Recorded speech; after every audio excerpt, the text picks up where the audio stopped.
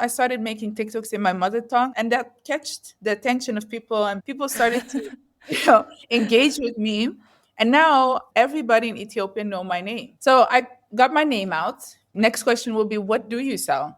It's funny now, I launched the game there, like the whole event. Several embassies came, African embassies like South Africa, Sudan, Namibia. They came to support because it's an African game. I made one video on Instagram and TikTok, my Ethiopian channels, one video. And I think within 10 days, I got 50 investors and $10 million on my account from African investors. This is how powerful a platform can be.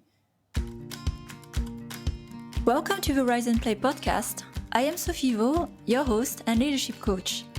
In the show, my wonderful co-host and I sit down with influential and diverse leaders from the gaming industry to hear about their leadership journey. Not the well-polished stories, but the real stories. The up and down, the breakthrough, and the failures. Or should we rather say learnings? Each episode will transport you into a magical space of vulnerability with our guest. And together, you'll be reminded that no matter how hard it is, you are not alone in this journey and find the courage to keep going. Come and join the ride. Let's begin. As a former product leader who worked 16 years in the gaming industry, I know how difficult it is to get reliable and usable player insights. The logistics of scheduling, recruiting the right players, collecting and reviewing feedback, it is all time away from game development. But you know how fundamental it is to test assumptions with your core audience and iterate at a lower cost before marketing an unproven game. I am proud to announce Playtest Cloud as our key partner, as I have believed since day one in the quality of their service and their mission to democratize player research. Playtest Cloud can take the hassle out of organizing game research yourself and delivers results within 48 hours, allowing you to implement changes in time for your release. Having been a long-time user of the platform, it is the industry standard used by top AAA and mobile studios, and now they also support indie developers with special pricing. Working for a year on the wrong game is an expensive mistake, and you can de-risk it now by investing in your player research. Check out the show notes for a free trial and learn more about Playtest Cloud. So welcome to a new episode of Rise and Play. And today I'm very delighted to have a speaker I didn't know, I would say, a few weeks before. Today I'm with Kanessa Muluneh. And we've connected. Actually, she was brought to my attention with very interesting venture businesses she ran, not only in games, in the Web3 space and in Africa. And we'll get to that in a moment. Bringing, visibility on different leadership coming different places. I'm super pleased to have Kanessa in my radar. So I'm also discovering more her story today. But before we start, a bit of context about Kanessa. She's an Ethiopian-born founder, Web3 educator, and serial entrepreneur. So that I will ask about. But what brought us together, because after all, we are on a podcast about games and leadership. She's also the creator of Rise of Fearless, which is an African-inspired mobile battle royale game rooted in a real African history, which we will cover also in this episode. But on top of that, I think for me, the story that connects us here is what drives Kanessa as an entrepreneur. She's passionate about reshaping how the world sees Africa. And I'm happy to give visibility to her work today on the podcast and blending gaming, storytelling, and blockchain to empower young Africans and amplify cultural narratives on a global scale. So Kanessa, welcome to the podcast. Glad to have you here. Thank you so much for having me. Thank you. So we'll start like I always do with this conversation, because for the listeners, maybe you don't know about your story. We started with the lens of Africa, but I'd like to start more with the start of your entrepreneurial journey, because you haven't started just with that game venture. So what led you maybe to this day to create a game venture? What did you do before? And I understand today you live in Dubai, but you have Ethiopian heritage. So I'm kind of curious about how that came together. And you grew up in the Netherlands. I will try to tell you in a nutshell. I was born in Ethiopia. At the age of 3, my parents fled to the Netherlands. So I speak Dutch, a little bit Deutsch as well. I lived at the border in Aachen. So that's why I know my little bit of German. And Mhm. I had a typical immigrant upbringing, I would say, but it Mhm. was great looking back. I think a lot of people would victimize it, but for me, it taught me a lot. And what taught me the most till this day is that I don't want to go back there. It was not horrible, but I just don't want to go back there. So I knew from a young age, I think around the age of 15, I knew there was more. And I knew, like, okay, I'm going to go and make sure that I get that more. Even though I didn't know what it was, how it worked, I didn't know anything. But I started paying attention to other people who were doing well. And from home, my parents pushed me to become, it was either a doctor, engineer, lawyer. I think that those were the three options I got. I'm And familiar with those. yeah, I think a lot of like immigrant families or children know about this phenomenon. So I chose doctor because to be lawyer you had to actually like reading. I hate reading back then, especially the law text. It was so dry and like soulless. And engineer, I didn't know what engineer was, honestly. I still till this day don't know exactly what they do. So I was like, okay, let me go for a doctor. I went to medical school and I hated it. I knew that I wouldn't fit in that frame. I learned a lot. I got so much knowledge. I still use it till this day. When somebody has problems, health problems, when my kids are sick, when my husband thinks he's dying of cough, I am the one that has to tell them that it's just a cold, but it helps. But it wasn't for me. And I thought I'm going to finish the study, at least the bachelor, and like I don't want to stop. I just finish the whatever is needed until I get my bachelor degree, but I will not specialize. So, and I did it for my parents, in all honesty. Mhm. It was to make them happy, and I think they deserved it because they went through all this for me. I got that paper and it was done. Door was closed. I never saw my degree actually after that. It was also the moment that kickstarted my entrepreneurial journey because my professor then told me I was doing internships. So go to the work field and find me a problem, try to find a solution and write me a paper.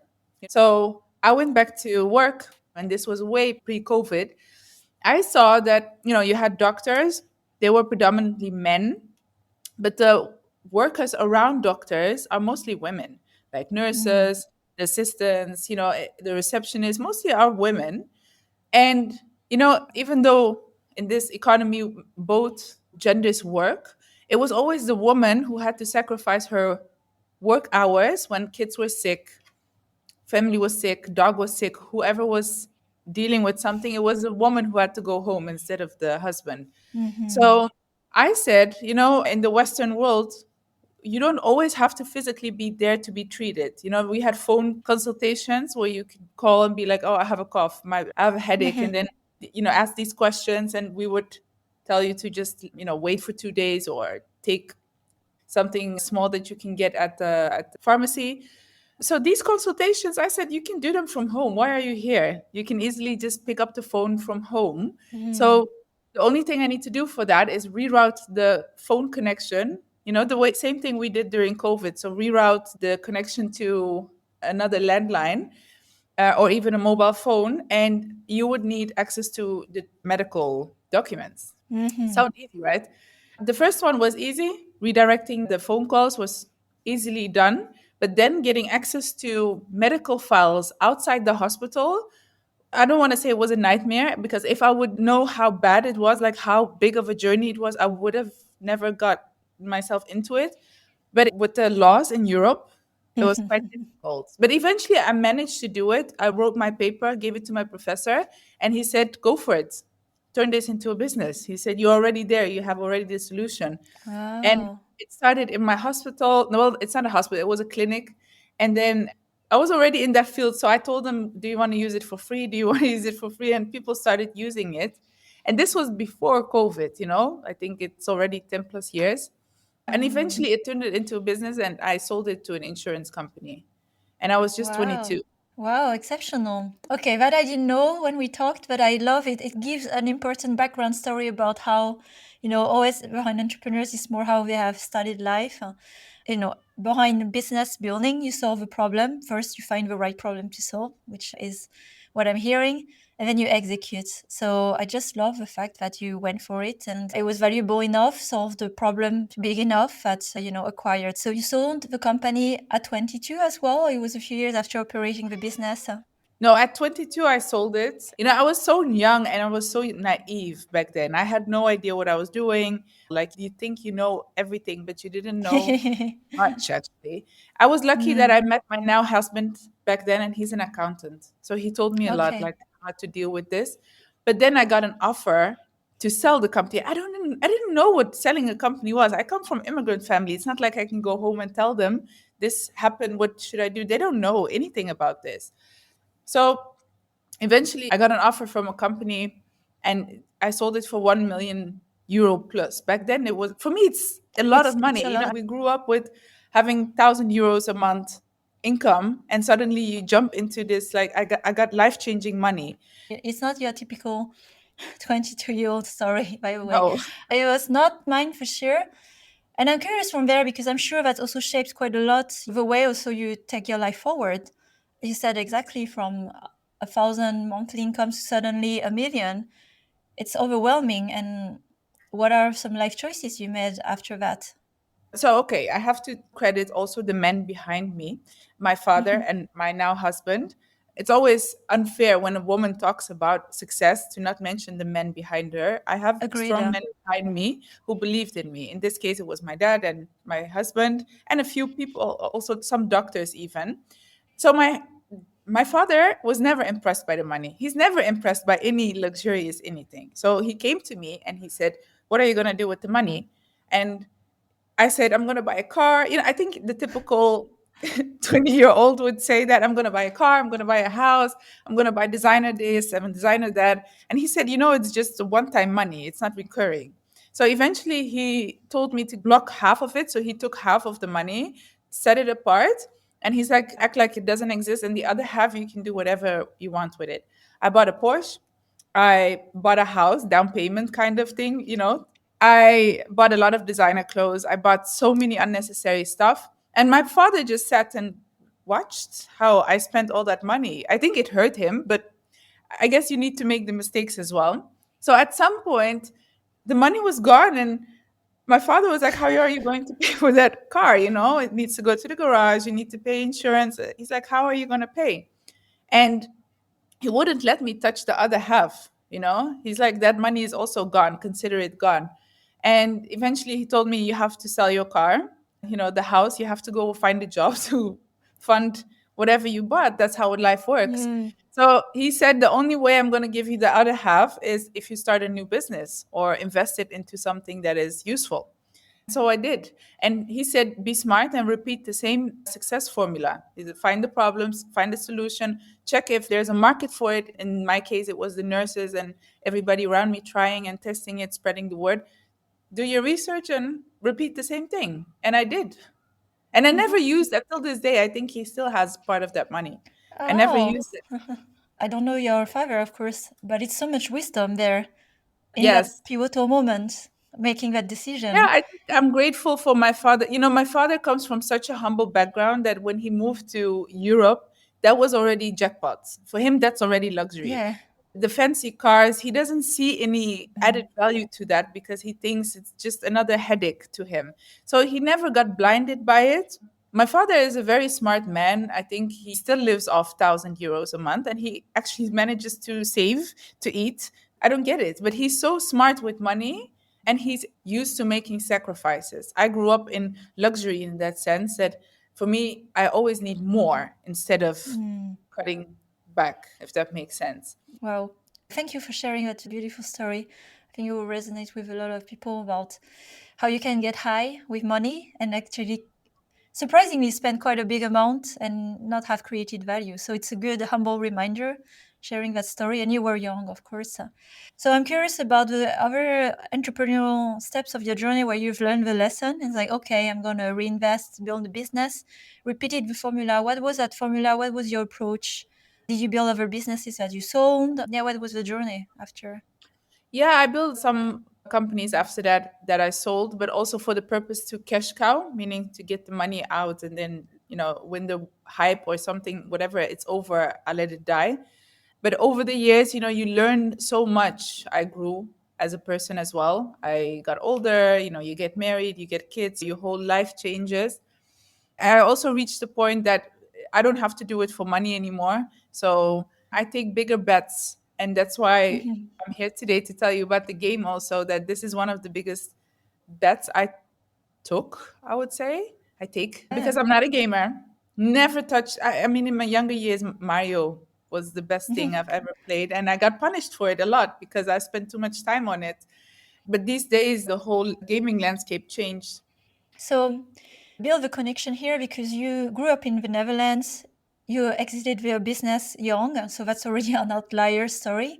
But in our prior conversation, something also that I relate to, there was a call at some point you knew that your place to be, evolve, stay was not the Netherlands, and you get back to your roots, curiosity, around Africa, maybe Ethiopia more specifically. So I'm curious more so how that entangle with your journey of entrepreneurship and then now to games. So what is the connection for you? First of all, I want to say I love Netherlands like no other country. To me, it's Mhm. still home.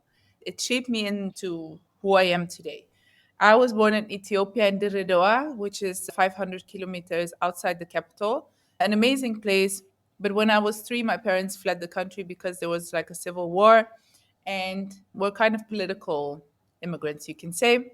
And they did it all for me. So I got there, Netherlands, but any immigrant can relate. Of course, you can feel home in another country, but you cannot be like them. You can go so far before you lose your identity, I guess. So most European countries, they always tell you have to adjust, you have to be like them, and you start being like them. But at some point, you hit the wall and you be like, but I don't like this, or I'm not comfortable with this, or I'm married to a Dutch man. When I got so close to them, to the culture, that I realized I'm not one of them. I will never be one of them. They had a hard time understanding me, let alone accepting me. I realized, I must say, that it was also the same thing the other way around. I have a hard time Mm. accepting whatever they were doing because it didn't align with what I grew up with. And it's okay, it's okay because this world makes everything so harsh, but it's okay to be like, okay, I love Netherlands, but that's it. I cannot Mhm. be like one of them. And I'm super grateful for everything it has given me, it has given my parents, and it will always be part of me, but it's not part of my identity. Yeah. So it was kind of like a soul searching, like, where do I belong? That question I would think every immigrant child will question themselves at some point. Even though I never grew up in Ethiopia, I knew that I was born there. I knew my parents were from there. You hear stories your whole life about Mhm. it. And I think I was 25 or something when I decided to go back by myself. And there was something, I have a hard time explaining this in words. The moment you land, you step out of the plane, you smell, you hear, it's like everything that your parents told you. It's like a connection. It's hard it's a feeling.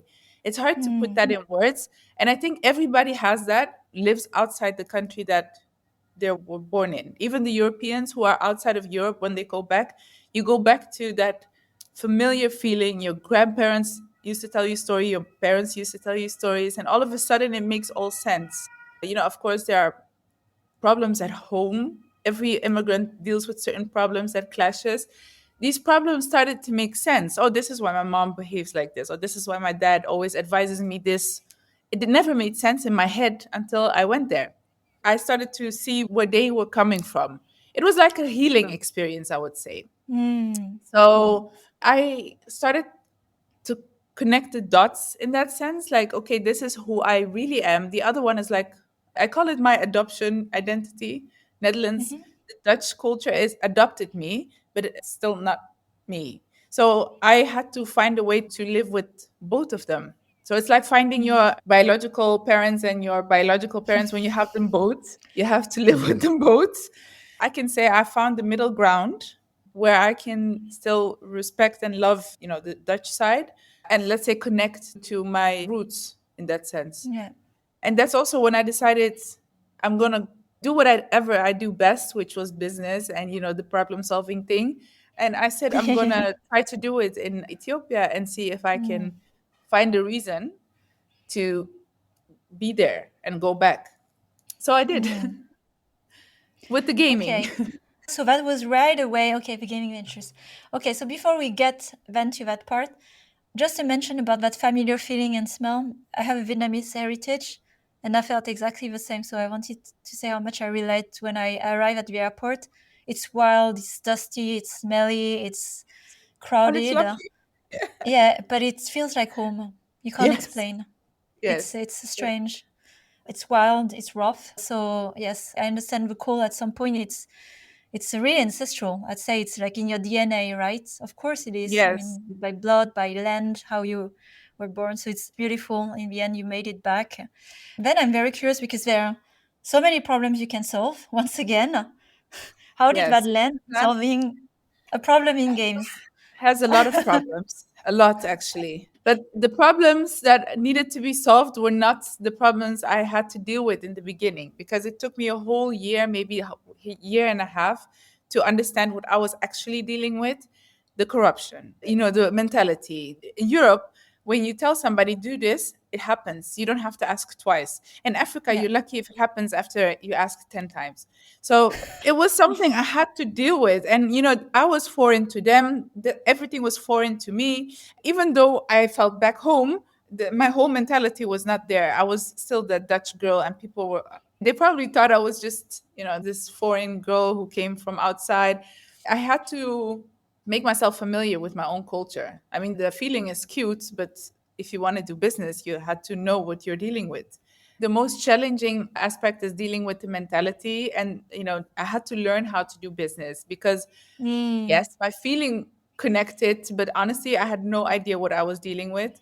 In a sense that, you deal with corruption, and Africa corruption is, I don't think it's just Africa, honestly, but it's funny actually. In Europe, you grew up with, oh, it's so wrong and you cannot talk about it. It's, well, in other parts of the world, it's like the most normal and common thing, Yes, it's part of a and business, how you do it's business. they call it special tax. I learned it's called I know special that. tax. It is like paying tax, and it goes in so many levels. I had to learn how to deal with that because Europe, it's a bad thing, so don't talk about it and don't deal with that, which I appreciate from the Europeans. So then you have to deal with the mentality. Nobody actually follows through. When you tell them do this, it's a miracle if it actually happens. So you have to ask constantly, or have to appoint someone, like go check, go check. An example is like getting a bank account. It took 10 years of my life to get a bank account. Good to know. Good to know for anyone who has a Yes, wild idea to build a business in Africa. everything is about knowing the right people. So I came in with my Mm. European mentality, thinking I go to the bank to do this, I go to that to do this, to the formal official places, but that's not how it works. You need to know the right people inside that organization to make it happen. So it's about making connection. So I said, okay, I was quite foreign there. Nobody knew me. And I thought it's going to take me years to connect with the important people in the country, to get to them. So I thought I'm going to invest in my PR and marketing. I'm going to make myself a big name here. So I couldn't find a PR is non-existing. Nobody knew what Yeah. PR was. I was looking for a PR agent and people are like, what is that? I started a TikTok channel. I started making TikToks in my mother tongue. I was practicing, and apparently to them, I never knew, but apparently to them, I sound childish, because my mother tongue has never Of course, evolved. yeah. I sound foreign to them, and that catched the attention of people and be like, why are you talking like this? And people started to, engage with me. And now I think within 3 to 4 years, I managed to make that happen. Everybody in Ethiopia know my name. So Wow. I skipped the whole part of going there, trying to socialize, Ah. and Mm. so that was my tactic, and it worked. This is super inspiring because I think you have a very creative way of looking at problems. Because as I was listening to you with dealing with all the bureaucracy and I mean the bureaucracy, the network bureaucracy, and going around it to just, I'm going to hack this basically and using digital to Yeah, create your name and presence. That's amazing. So you basically created marketing, a channel in Ethiopia. If anyone wants to be seen and known, because you've done it all the way. This is also even something you could sell. You created the foundation to build a business in Ethiopia. So you build the first layer. I love it. It's an amazing Yeah, story. and it's funny now. I launched the game there. It was like the whole event. It rained and people came. That was a good thing, I would say. We invited several embassies came, African embassies like South Africa, Sudan, Namibia. They came to support because it's an African game. But what I also recently launched, to give you an example, an investment firm on my TikTok account. It's hilarious, actually. I said, you know what, we should invest more, and more diaspora should go back to, the country. It's an investment. It's not doesn't mean you have to leave where you live, but at least invest back. Because I think Mm, honestly, Africa and Asia, they are the future at this mm. moment. I made one video on Instagram and TikTok, my Ethiopian channels, one video, and I think within 10 days, I got like 50 investors, and within 10 days, I had $10 million on my account from African investors. This is how powerful a platform can be. Wow. Okay. Listen carefully, people. You have here a Yeah, masterclass from Kanessa. this is how you build, especially if you're diaspora, they are quite inspired by you. In certain countries, they look up to the lifestyle in Europe. So I knew they wanted to hear my story if I told it a certain way. I brought in my parents, on the channels. I asked them to tell them the story of living outside, give Yeah. the people some tips and such. So I latched on to the desire of people, I would say. I think that's how marketing works. Yeah. And now you build that trust and you basically sell a lifestyle. And you would think now that I tell you this, they would, maybe back off. The human brain doesn't work like that. Once I convince you that smoking is bad, now we convince that smoking is bad, you will not smoke, even though I tell you no, but I found good ones. And, these are not like you will not smoke because you're convinced that it's bad for Yeah. you. Same with marketing. Before we talk today, your story page, and indeed it's very compelling content where you share quite a lot personal story you are out there. I think it's also probably refreshing. And for a country, honestly, I don't remember having seen content about Ethiopia, so that must be also quite innovative in the space. And I love, again, the fact that I think in this era, without marketing, you can't go very far. So just identifying that from the beginning and building this for yourself, it's a powerful place to be. Then to decide, okay, what do you want to talk about? Because you have developed the network, the trust, it is the consistency. So it's not random. It's actually really calculated and tactical, and it works for what you've done. So congrats on that. Still, I have a question. How did you pick games to sell? So this is where I need to understand. How did you land on Yes. games from that place? During the TikTok era, when I went there, made videos, but I also did lives. At some point, I ran out of topics to talk, and I asked people like, "What do you want me to talk about?" And some already found some information about me, and they said, "Oh, you are into crypto," because I was in crypto communities a lot and NFTs. That was a big thing at some point. So I said, "Do you want me to talk about that?" They said yes, and that's how everything started. I started to explain NFTs, how it worked, the whole crypto situation. I started to explain it to my community. So that's how I initially built that trust. And the question came from within the community like, okay, if you talk about it, why not just do it and show us? Why don't you launch an NFT collection and we'll buy it and we'll see how it actually works? Because I was just sitting there every week explaining instead of showing it through actions. So I said, okay, we eventually launched an NFT collection and it sold out. And I think something that stood out for me the most was this collection was not, it was sold, not all, but I sold it to Ethiopians in Ethiopia. Some were outside Ethiopia, but majority were inside Ethiopia and not necessarily in the capital or any big city. These were people in rural areas. And I was like, wait a minute, that means that you, as someone that never had access to buying something online, suddenly bought something from me. And I was living in Dubai. So I was trading with people in rural areas in Africa here. And I Hmm. said, wow, this is groundbreaking. So crypto is the only way for people to transfer money to me without going through the banking system, which, by the way, does not allow anything international in Ethiopia yet. Hmm. So it was quite fascinating to me because if I want to transfer money to somebody, now it's better, I must say. But back then it was a hassle. You had to go through people to get things done. It was hilarious. So it opened a major door. I said, okay, if this can be done, then I can build something like initially I thought to build a marketplace like Amazon and people could trade. Mhm. But that was impossible because the logistic part is a nightmare. And I think again now it's better, but it was impossible to do something logistically. Like, okay, you sell something through that platform, pay through crypto. So how do I get that item to Mm. the person that is maybe on the other side of the continent? It was a big hassle and it would be super expensive. So I asked the community, what else can we do? At that point, during that time, Axie Infinity, I don't know if you know the game, was a Yeah. huge thing. We were following Axie Infinity, and I liked it because it was mostly popular in the Philippines. And the Philippines, like economically, is kind of similar to Ethiopia. So I was fascinated by everything, how they did it. And at a certain point, I was like, but if it works for the Philippines, then it can also work for Ethiopia if we build it on blockchain.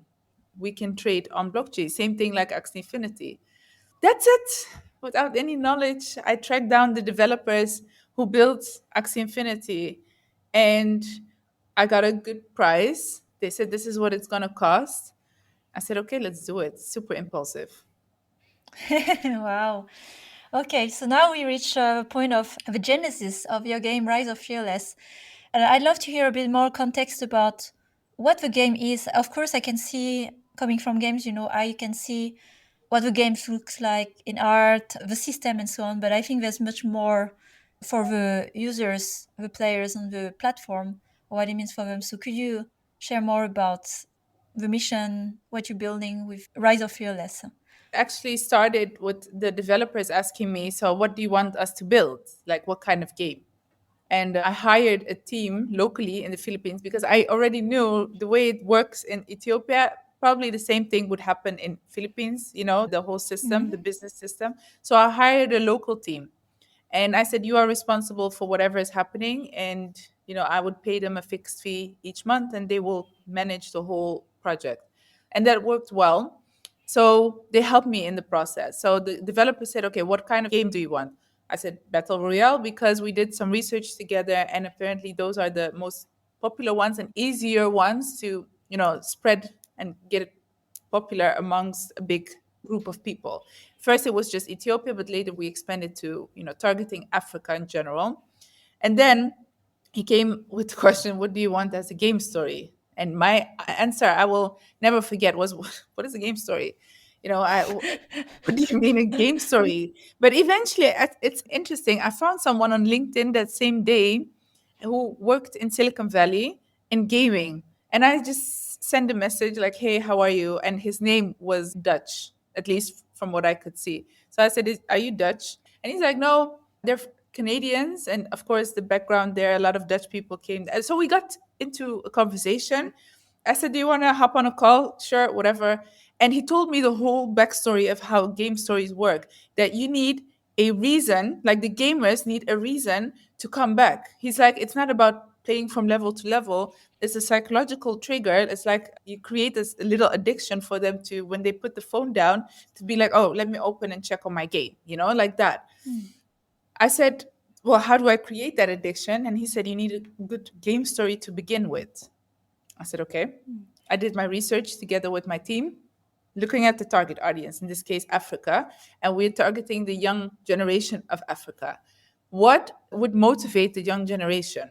And because we're targeting a young generation, we're actually also targeting the parents because they have a huge influence on this generation. Mhm. So let's say what would trigger a parent to allow their kids to play? That was my first start because I'm a parent too. I thought a historical something would be nice. That's how the ball started rolling. And eventually I found like an amazing historical story, which was the Battle of Adwa, which happens to be Mm. Ethiopian, but it was not my target to just focus on Ethiopia. But Ethiopia is the only African nation that never got colonized in Africa. And within Africa, it stands for victory. The African Union is in Ethiopia, and that got kickstarted because they won the Battle of Adwa. They kicked out their intruders. I think 7 or 9 nations, their flags are based off Ethiopian flag colors because that stands for independence.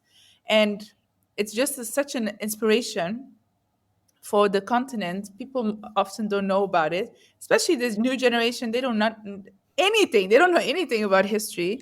So I said, okay, let's bring it back to life. I think it's a beautiful story, and I think it also helps for a change that Africa wins in a story instead of Mm, loses, mm, because the marketing and PR for Africa is horrible. Everything is about mm. hunger, about crime, about, I don't know, anything negative, it's connected Yeah, to Africa.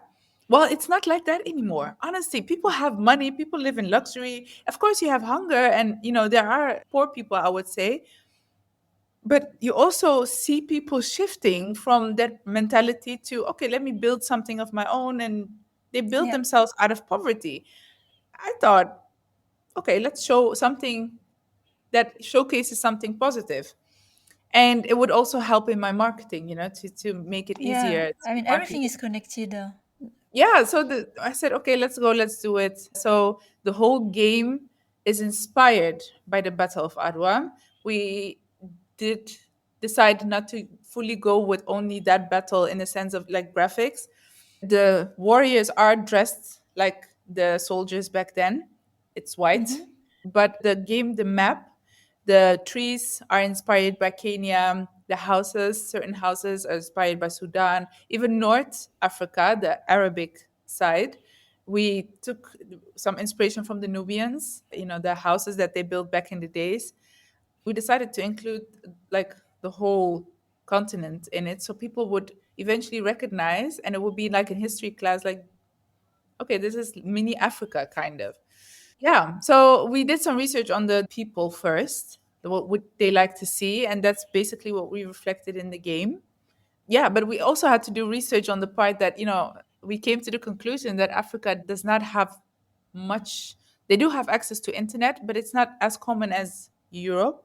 I think right now mm-hmm. it's 50 or 60% of the continent that has access to internet, which is okay because we're talking about a 1.5 billion, it's a large population.